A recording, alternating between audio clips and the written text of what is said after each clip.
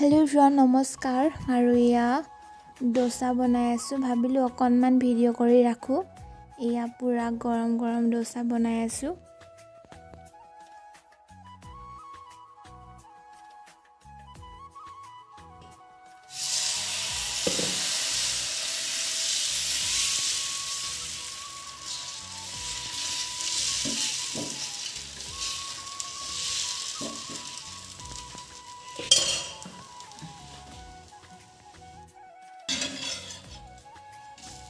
গৰমে গৰমে dosa খোৱা মজাই বেলেগ নহয় জানো ইয়া